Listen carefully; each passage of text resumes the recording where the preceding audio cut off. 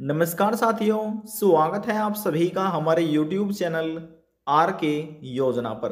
अक्टूबर महीने की इस तारीख में 3,000 रुपये वृद्धावस्था पेंशन योजना का पैसा सीधे लाभार्थियों के बैंक खाते में ट्रांसफर कर दिया गया है। इसका हम आपको एक प्रूफ भी दिखाने वाले हैं कि अक्टूबर महीने की वह कौन सी तारीख थी जिस तारीख में 3,000 रुपये वृद्धावस्था लाभार्थियों के बैंक खाते में ये पेंशन राशि ट्रांसफर की गई है। वीडियो की शुरुआत करने से पहले हमारा आपसे निवेदन है, यदि आप हमारे चैनल पर पहली बार आए हैं तो चैनल को सब्सक्राइब कर लीजिएगा, साथ ही बेल आइकन के बटन को प्रेस करना ना भूलें ताकि जो हमारी वीडियो का नोटिफिकेशन है वह सबसे पहले आपको प्राप्त हो और आप सबसे पहले ही उसका लाभ उठा सकें। चलिए वीडियो की यहाँ पर हम अब शुरुआत कर लेते हैं।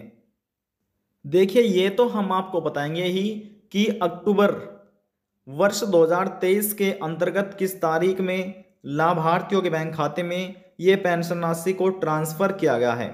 इसी के साथ यहाँ पर आप ये समझिए कि आपको 3,000 रुपये जो पेंशन राशि है वह सरकार यहाँ पर किस महीने की पेंशन राशि आप लाभार्थियों के बैंक खाते में ट्रांसफर कर रही है, ये आपको समझना है और यहाँ पर ध्यान देना है।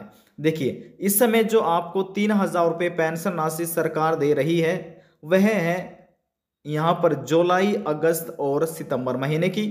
अभी आप सभी के बैंक खाते में अक्टूबर, नवंबर और दिसंबर महीने की पेंशन राशि ट्रांसफर नहीं की गई है। ध्यान से समझिए, 3,000 रुपये जुलाई, अगस्त और सितंबर महीने की लाभार्थियों को दी जा रही है। हालांकि बहुत से ऐसे पेंशन धारक हैं जिनके बैंक खाते में जुलाई, अगस्त, सितंबर महीने की पेंशन राशि नहीं पहुंच पाई है, क्योंकि कहीं ना कहीं उनके आवेदन फार्म में गलतियां जरूर हैं, जिसकी वजह से उनके बैंक खाते में ये पेंशन राशि नहीं पहुंच पा रही है। तो ऐसी स्थिति में जो आपका जिला समाज कल्याण है या विकास भवन है वहां पर आपको जाना है और जो आपके आवेदन फार्म में गलती हो रही है, आवेदन फार्म में, या आप कह सकते हैं जो आपने पेंशन का फार्म पहले भरा था, काफ़ी समय हो गए हैं, पहले पेंशन मिल रही थी लेकिन अब मिलना बंद हो गई है, तो वहां पर आपको जाना है, अधिकारियों से मिलना है, जिला समाज कल्याण में जाकर या विकास भवन में जाकर उनको बताना है कि इस समय से हमारी पेंशन रुक रही है, 3 महीने हो गए हैं, 6 महीने हो गए हैं। वहां से आपको अधिकारियों से मिलना है, वहां से आपको मालूम होगा। और यहाँ पर देखिए, यहाँ से आपको मालूम हो जाएगा किन कारणों की वजह से आपकी पेंशन रुक रही है, तो आपको वे कार्य पूरे करा लेने हैं। ध्यान रखिए, जिन लाभार्थियों ने ई-केवाईसी नहीं कराया उनको ई-केवाईसी करा लेना है। बहुत ऐसे पेंशन धारक हैं जिनकी वजह से इनकी पेंशन रुक रही है और काफ़ी ज़्यादा ऐसे पेंशन धारक भी हैं जिन्होंने अपना अभी तक बैंक केवाईसी भी नहीं कराया, तो आपको बैंक केवाईसी करा लेना है। जिन्होंने अब तक नहीं कराया, अपने बैंक में जाकर आधार कार्ड को लेकर और जो आपके आधार कार्ड में मोबाइल नंबर लग रहा है उसकी आवश्यकता होने वाली है। देखिए, एक तो होता है बैंक केवाईसी, एक होता है पेंशन का ई-केवाईसी और एक होता है डीबीटी डायरेक्ट बेनिफिट ट्रांसफर, यानी कि आपका bank account number NPCI link होना है। एनपीसीआई लिंक होना है। जब ये लिंक हो जाएगा तो आपका डीबीटी एक्टिव हो जाएगा, इनेबल हो जाएगा। सरकार कुछ राज्य में जो पेंशन राशि ट्रांसफर कर रही है वह आधार बेस्ड कर रही है, आधार बेस्ड पेमेंट कर रही है। तो यहाँ पर आपका पेंशन का ई-केवाईसी होना भी बेहद जरूरी है। और जिनका डीबीटी बैंक खाता लिंक नहीं है उनको अपने बैंक में जाकर एक फॉर्म वहां से दिया जाएगा, वे फॉर्म भर के आधार कार्ड की फोटो कॉपी लगाकर आपको जमा करना है। उनको बोलना है कि हम पेंशन का लाभ ले रहे हैं और इस वजह से हमारी पेंशन रुक रही है, आप हमारा बैंक खाता है जो एनपीसीआई से लिंक कर दीजिए, डीबीटी हमारा बैंक खाते से एक्टिव कर दीजिएगा, तो आपका ये कार्य पूर्ण हो जाएगा। ये आपको कर लेना है जिन्होंने अभी तक नहीं कराया। अब हम आपको प्रूफ दिखाते हैं कि अक्टूबर महीने की वह कौन सी तारीख है जिसमें वृद्धावस्था पेंशन योजना का पैसा लाभार्थियों के बैंक खाते में ट्रांसफर किया गया है। आपको जुलाई, अगस्त, सितंबर महीने का पैसा 3-3 हज़ार रुपये पेंशन राशि मिली है या फिर नहीं मिली, ऑनलाइन कैसे आप चेक कर सकते हैं घर बैठे अपने मोबाइल फोन से ही, यह जानकारी भी हम आपको देने जा रहे हैं। तो सबसे पहले यहाँ पर आपको प्रूफ देख लो। देखिए यहाँ पर आप देख सकते हैं कैटेगरी है एनी अदर एक्सटर्नल सिस्टम, आपको भी ये कैटेगरी का चुनाव करना है। और डीबीटी स्टेटस देखें यहाँ पर लिखा हुआ है डीबीटी स्टेटस। पेमेंट पर हमने क्लिक किया हुआ है, एंटर बेनिफिशियरी कोड ये हमने दर्ज नहीं किया, हमने एंट्री एप्लीकेशन आईडी से ही ये सभी चीज़ें निकाली है। तो यहाँ पर आपको भी ये सभी चीज़ें फिल करना है। आपको स्टेप बाय स्टेप बताया जाएगा कहाँ पर आपको जाना है और किन किन ऑप्शन का आपको चुनाव करना है। जब आपके सामने इस प्रकार से कोई अन्य कैप्चा कोड होगा वे आपको इस बॉक्स में यहाँ पर दर्ज करना है, यहाँ वाले बॉक्स पर। चलो ये यहाँ वाले बॉक्स पर आपको दर्ज करना है और सर्च के आइकन पर क्लिक करना है। जब आप इतना कार्य पूरा कर लेंगे तो आपके सामने कुछ इस तरह का पेज ओपन होगा। यहाँ पर आप पढ़ सकते हैं पेमेंट डिटेल, यानी कि लाभार्थी का डीबीटी विवरण और पेंशन भुगतान स्थिति यहाँ पर आप देख सकते हैं। यहाँ पर जो यानी कि पर्सनल डिटेल होती है लाभार्थी की वे हमने हाइड की हुई है। जो महत्वपूर्ण जानकारी है हम आपको इस वीडियो के माध्यम से देने जा रहे हैं और आप ध्यान से समझिएगा। एप्लीकेशन नंबर ये हमने हाइड किया हुआ है, लाभार्थी का नाम आप देख सकते हैं, बेनिफिशियरी कोड हमने हाइड किया हुआ है, एजेंसी कोड भी हमने हाइड किया हुआ है। यहाँ पर आधार नंबर देखिए और IFSC कोड। अमाउंट देखिए 3000 रुपये है। अब रिक्वेस्ट हुई थी इनकी 5 अगस्त 2023 में, समय भी दिखा गया है, लेकिन रिजेक्ट हो गया था। किन कारण की वजह से रिजेक्ट हुआ था इनका पेमेंट? क्योंकि यहाँ पर लिखा है UID does not belong to beneficiary UID from beneficiary file, यानी कि इन व्यक्तियों का आधार कार्ड मैच नहीं हुआ था इन सभी डिटेल से, जानकारी से, डिटेल से। नीचे देखिएगा यहाँ पर नीचे लिखा हुआ है, पढ़ सकते हैं, एप्लीकेशन आईडी ये सभी चीज़ें पर्सनल डिटेल हैं। और लास्ट में रिक्वेस्ट डेट 7 अगस्त 2023, वैलिडेशन स्टेटस 7 अगस्त 2023, पढ़ सकते हैं 3000 रुपये अमाउंट है। Fund status approval bye agency 14 अगस्त 2023, इस तारीख में आप देखिए। अब किस तारीख में देखिए, बैंक ट्रांजैक्शन डेट है 17/8 यानी कि 17 अगस्त 2023 में इन लाभार्थियों के बैंक खाते में 3000 रुपये जो हैं पेंशन के ट्रांसफर कर दिए गए थे। पढ़ सकते हैं आप, यहाँ पर अकाउंट नंबर भी दिखाया गया है, लास्ट डिजिट। तो ये सभी चीजें आपको अभी देख लेनी है। आपको नीचे आना है, नीचे आने के बाद देखिए यहाँ पर लिखा हुआ है ये सभी चीजें पर्सनल डिटेल, और यहाँ पर देखिए आप 3000 रुपये हैं। रिक्वेस्ट डेट 4 अक्टूबर 2023 समय दिखाया गया है। वैलिडेशन स्टेटस रिजेक्ट, क्यों रिजेक्ट हुआ है? क्योंकि इनका जो आधार है वह मैच नहीं खा रहा है डिटेलों से, लेकिन फिर बाद में यहाँ पर जानकारी तहकीकात की गई अधिकारियों द्वारा, तो सभी चीज़ें इन्होंने अपना आधार कार्ड लगाया और इनके यहाँ पर ये सभी चीज़ें सक्सेसफुल हो गई। तो इसलिए आपको बोला जाता है कि आप अपनी पेंशन का KYC भी कीजिएगा, बैंक KYC भी कीजिएगा, और जिन्होंने अभी तक अपने बैंक अकाउंट से NPCI मैपिंग नहीं कराई है, DBT इनेबल नहीं कराया है, उनको ये कार्य अपना पूर्ण करा लेना है, ताकि भविष्य में आपको किसी भी परेशानी का सामना ना करना पड़े। जो आपकी पेंशन है वह समय समय से आपके बैंक खाते में सरकार द्वारा ट्रांसफर करते रहे, आपके बैंक खाते में पहुंचती रहे।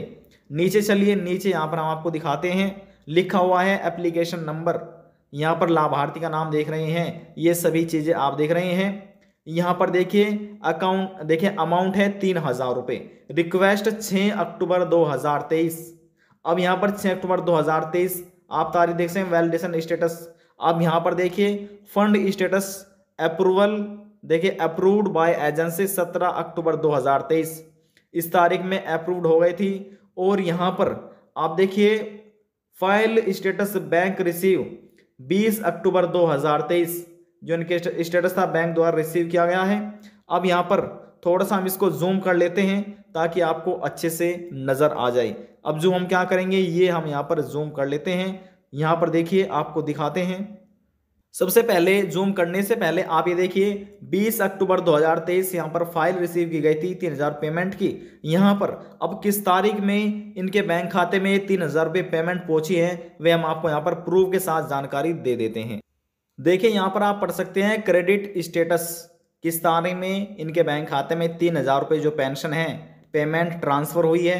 यहाँ पर आप देखिए PMS यानी कि PFMS ट्रांजैक्शन आईडी में हमने हाइड की है, UTR नंबर में हमने हाइड किया हुआ है। बैंक ट्रांजैक्शन डेट देखिए 21/10 यानी कि 21 अक्टूबर 2023 में इनके बैंक खाते में यहाँ पर ट्रांजैक्शन हुई थी बैंक डेट। अब यहाँ पर क्रेडिट किस तारीख में बैंक में ये 3,000 पहुंचे हैं 21 अक्टूबर 2023 में। सरकार द्वारा पेंशन का पैसा इस तारीख में 3,000 रुपये ट्रांसफर इन लाभार्थी बैंक खाते में ट्रांसफर कर दिया गया था। अकाउंट नंबर यहाँ पर दिया गया है फेवरिंग एज पर बैंक, तो यहाँ पर इन लाभार्थियों का नाम है। अब यहाँ पर देखिए इनकी पूरी डिटेल दी गई है। तो यहाँ पर हमने प्रूफ के साथ आपको जानकारी दिखा दी गई है कि अक्टूबर की किस तारीख में 3-3 हज़ार रुपये लाभार्थियों बैंक खाते में ट्रांसफर किए गए हैं। अब यहाँ पर वृद्धावस्था लाभार्थियों को ये पेंशन का लाभ 21 अक्टूबर 2023 में दिया गया है। अब बात आती है कि आप कैसे ऑनलाइन अपना स्टेटस देख सकते हैं, वह जानकारी हम आपको अब देने जा रहे हैं। यहाँ पर हमने अपने मोबाइल फोन में क्रोम ब्राउजर को ओपन कर लिया है, इसी प्रकार से आपको भी ओपन कर लेना है। ओपन करने के बाद आपको लिखना है PFMS, इतना आपको लिखना है और इसको आपको सर्च कर देना है। सर्च आपको करना है, चाहे आप दिव्यांग, विधवा, वृद्धावस्था, कुष्ठ अवस्था या तलाकशुदा पेंशन धारक है, इसी सरकारी पेंशन देखिए इसी सरकारी पोर्टल से आप अपनी पेंशन का स्टेटस ऑनलाइन चेक कर सकते हैं। देखिए हमारे सामने PFMS लिखा आ गया है, यहाँ पर आप ये चीज़ें पढ़ सकते हैं ध्यान से। तो इसी पर ही आपको क्लिक करना है, ध्यान रखिए किसी अन्य पर नहीं। तो यहाँ पर पढ़ सकते हैं पब्लिक फाइनेंशियल मैनेजमेंट सिस्टम, ये PFMS की फुल फॉर्म है। नीचे आपको आना है, आप प्रधानमंत्री नरेंद्र मोदी जी का आप फोटो देख रहे होंगे, ये आपको देखने को मिल जाएगा। नीचे आपको आना है और यहाँ पर आने के बाद देखिए ट्रैक DBT डिटेल, इस ट्रैक DBT डिटेल पर आपको क्लिक करना है। हमने क्लिक कर लिया है और हमारे सामने इस प्रकार से अगला पेज ओपन हो चुका है। देखिए जैसे हमने आपको बताया था DBT स्टेटस ऑफ बेनिफिशियरी यानी लाभार्थी का DBT विवरण और पेमेंट डिटेल यानी कि भुगतान स्थिति जानकारी यहां से आप प्राप्त कर सकते हैं। सबसे पहले आपको कैटेगरी का चुनाव करना है यहां पर क्लिक करके। अब यहां पर हम क्लिक कर लेते हैं, इस प्रकार से आपको जानकारी मिलेगी। तो यहां पर देखिए लिखा हुआ है एनी अदर एक्सटर्नल सिस्टम, अब यहां पर आपको क्लिक करना है। इस प्रकार से हमने क्लिक किया, चुनाव हमने कर लिया है। अब DBT स्टेटस है जो है यहाँ पर हम पेमेंट देखना चाहते हैं, तो पेमेंट पर ऑटोमेटिक है ये। तो यहाँ पर इसके बाद यदि आपके एंटर बेनिफिशियरी कोड है तो यहाँ पर आप दर्ज कर दीजिएगा। यदि याद नहीं है, जो आपका यहाँ पर पेंशन ID नंबर है, पेंशन रजिस्ट्रेशन संख्या है, वह आपको इस कॉलम में यहाँ पर दर्ज करना है। उत्तर प्रदेश राज्य के अधीन आने वाले जितने भी दिव्यांग, विधवा, वृद्धावस्था या कुष्ठ अवस्था पेंशन धारक है, इस पोर्टल पर आकर वह चेक कर सकते हैं। या आप किसी अन्य राज्य के पेंशन धारक है तो आप फिर भी आकर आप एक बार जरूर चेक कीजिएगा, हो सकता है यहाँ पर आपकी भी जानकारी देखने को मिल जाए, क्योंकि यहाँ पर कुछ राज्य ऐसे हैं जिनका यहाँ पर पेमेंट स्टेटस शो हो रहा है और अन्य का शो यहाँ पर नहीं हो रहा है।